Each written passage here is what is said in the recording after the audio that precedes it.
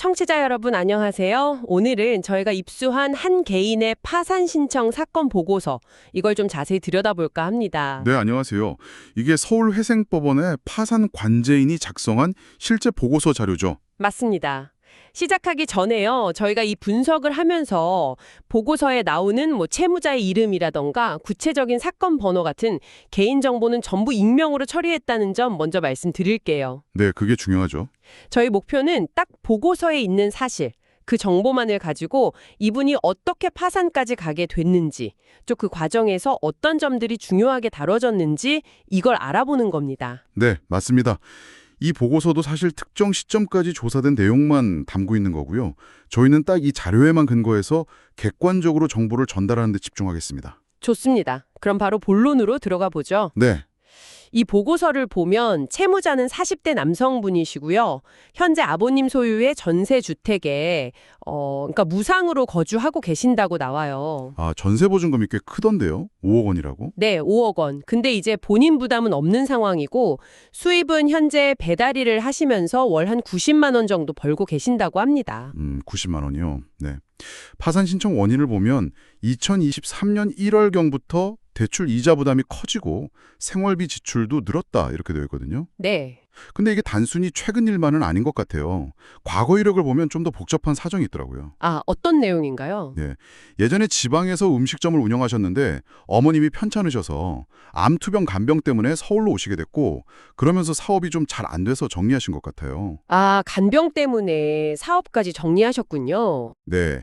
그 이후에 직장 생활도 하셨는데 채무 변제를 계속 시도했지만 빚이 오히려 늘어난 상황인 거죠. 그렇군요. 게다가 이전에 개인 회생 절차를 밟으신 적도 있다고요. 맞습니다.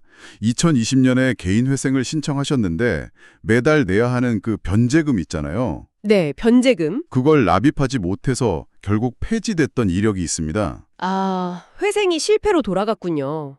그래서 현재 총 채무액이 한 8,135만 원 정도 되는 거고요. 네, 그 정도 됩니다. 이 빚 대부분은 주로 생활비나 기존 빚 갚는 데 쓰인 걸로 파악되고 있고요.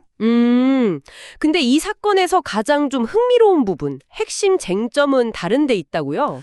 네, 바로 상속 재산 문제입니다. 이게 아주 중요한 포인트예요. 상속 재산이요? 2017년에 돌아가신 어머님과 관련된 거죠? 맞습니다. 어머님이 2017년에 돌아가시면서 강남구 역삼동에 부동산을 남기셨어요. 네. 채무자를 포함해서 상속인들이 여러 명이 있었는데 상속인들끼리 협의를 한 거죠. 그래서 이 부동산 소유권을 채무자의 누나 한 사람 명의로 다 이전 등기했어요. 가족끼리 합의해서 한 명한테 몰아준 거네요. 그럴 수 있죠. 네, 흔히 협의 분할이라고 하는데 가족 간에는 종종 있는 일이죠. 문제는 그 다음입니다. 그 다음에요? 그 누님이 2017년 9월에 이 부동산을 팔았어요. 3억 3,500만 원이에요. 매각했군요. 네, 매각 대금에서 기존에 있던 전세 보증금 빼고 등기 비용이나 세금, 또 어머님 병원비 같은 거 정산하고 나니까 약 4,637만 원 정도가 남은 거예요. 네, 4,637만 원. 근데 이게 왜 파산 사건에서 문제가 되는 거죠? 이미 몇 년 전에 끝난 일인데. 바로 그 지적입니다. 파산 절차가 시작되니까 법원이 선임한 파산 관제인이 이 과거의 상속재산 분할 협의를 다시 들여다보는 겁니다. 몇 년 전에 가족 간 합의를요? 그렇죠. 파산 관제인의 입장은 이거예요. 가족끼리 합의한 건 알겠다. 하지만 결과적으로 채무자가 법적으로 받을 수 있었던 상속 지분을 포기한 것 아니냐. 그렇게 재산을 포기함으로써 채무자의 재산이 줄었고 결국 채권자들에게 돌아갈 배당금이 줄어들었다. 이렇게 보는 거죠. 그러니까 채무자 본인 재산이 될 수도 있었던 돈이 누나에게 갔고 파산 시점에서 보니까 그게 채권자들한테는 손해가 된다. 이런 논리군요. 정확합니다. 일종의 사해 행위와 유사하게 볼 여지가 있다고 판단했을 수 있어요. 그래서 파산관제인은 남은 매각대금 4,637만 원 중에서 채무자의 법정 상속 지분, 그러니까 법으로 정해진 몫이 7분의 2였거든요. 네, 7분의 2. 그 7분의 2에 해당하는 금액, 약 1,324만 원 정도를 환수해야 할 재산으로 본 겁니다. 파산재단으로 가져와야 한다고요. 1,300만 원 정도? 그럼 이걸 다 내야 하는 건가요? 그건 아니고요. 이후에 채무자하고 파산관제인하고 아마 조정을 한 것 같아요.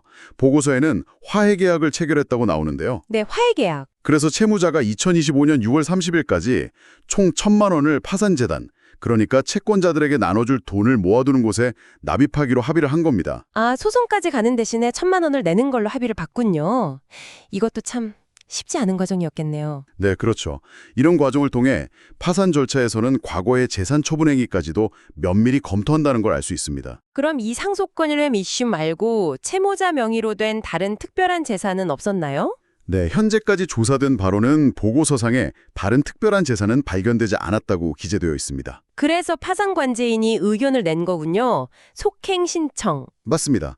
바로 절차를 끝내거나 폐지하지 않고 좀 더 지켜보겠다는 거죠. 뭘 지켜보냐면 아까 말한 그 합의금 1,000만 원 있잖아요. 네, 1,000만 원 납입 약속. 그 납입이 제대로 이행되는지를 지켜봐야 하니까 절차를 좀 더 계속 진행해달라 이런 의견을 낸 겁니다. 그렇다면 최종적으로 빚을 탕감해주는 면책 허가 여부에 대해서도 아직 결정을 안 내렸겠네요. 네, 그렇죠. 보고서에도 최종 면책에 대한 의견은 의견 보류라고 되어 있습니다. 아마도 그 1,000만 원 납입 약속이 잘 지켜지는지 보고 판단하겠다. 뭐 이런 뜻이겠군요. 네, 그렇게 해석하는 것이 가장 합리적일 것 같습니다. 약속된 금액을 성실하게 납입한다면 면책 결정에 긍정적인 영향을 줄 수 있겠죠? 반대로 이행하지 못하면 불리하게 작용할 수도 있고요. 네, 오늘 저희가 한 개인 파산 사건 보고서를 통해서 참 여러 가지를 보게 되네요. 사업 실패나 가족 부양 같은 개인적인 어려움에서 시작해서 몇 년 전의 상속 문제까지 현재의 파산 절차에 영향을 미치는 그런 복잡한 상황을 살펴봤습니다. 네, 특히 가족끼리 좋게 합의했던 상속재산 분할이 나중에 파산이라는 상황에 처했을 때는 전혀 다른 법적 관점, 즉 채권자 보호라는 관점에서 다시 검토될 수 있다는 점, 이게 시사하는 바가 큰 것 같습니다. 그렇죠. 파산관제인이 어떤 역할을 하는지, 그러니까 채무자의 재산을 조사하고 때로는 과거 거래까지 들여다보면서 숨겨진 재산이나 회수할 부분을 찾아내는 역할도 다시 한번 확인했고요. 결국 이 채무자분 입장에서는 이제 합의된 그 1,000만 원을 약속된 기한까지 잘 납입하는 것이 면책이라는 최종 결과를 얻기 위한 가장 중요한 과제가 된 셈입니다. 청취자 여러분께서는 오늘 이 이야기 들으시면서 어떠셨나요? 어쩌면 무심코 했던 가족 간의 금전거래나 재산 관련 합의가 먼 미래에 예상치 못한 법적 결과를 가져올 수도 있다는 점을 한 번쯤 생각해보게 되는 계기가 아니었나 싶습니다. 네, 법률 문제는 늘 신중해야 하는 것 같습니다. 오늘은 여기까지입니다.